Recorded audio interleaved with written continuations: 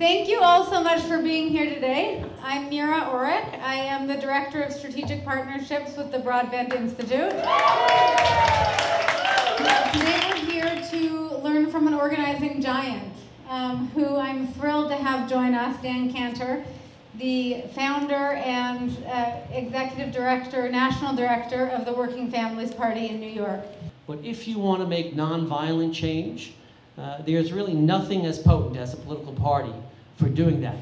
We see WFP as very much trying to be the political expression of what's happened in community organizing, the trade union movement, the environmental movement. We want to move from protest to policy, we often say. We want to move from grievances to being governance, to being the government and making the rules of the game.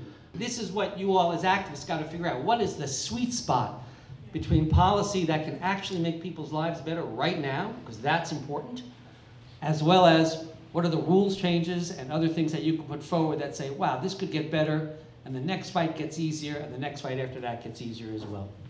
You know, Dan, I find it interesting that you're doing this as a third party outside the Democratic Party, even though you try to influence the Democratic Party. We wanted to build something that would be independent of the Democratic Party, but relevant to it. As the, kind of the Republicans and the Tea Party drag them Tea Party drags them further off the cliff to the right.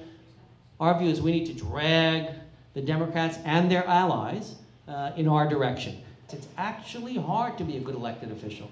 So if we want people to do a good job, we have to demand accountability down, realize that they're human beings, but provide support up as well.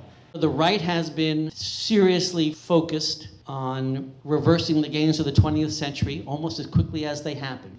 And the right has spent 40 years denigrating the idea that we can make things better, trying to persuade people that the state will always fail, therefore we should starve the state, therefore it will fail some more, and we can starve it some more, and it becomes a vicious cycle. We have to make the case that the state can actually help mitigate this inequality, can actually accomplish some things.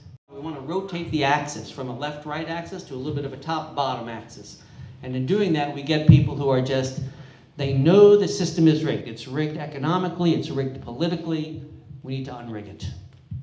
We get most of our notice for what happens at election time, but the real work is what happens 10 months of the year before the elections, on the issue work, on the stuff in the streets, on the communications work, on candidate recruitment, on issue formation, all these things. We're big believers in digital, but we got to do more than just click our way to victory here.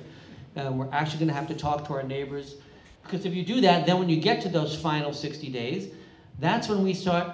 We don't believe that that last month, that's when we're educating the public.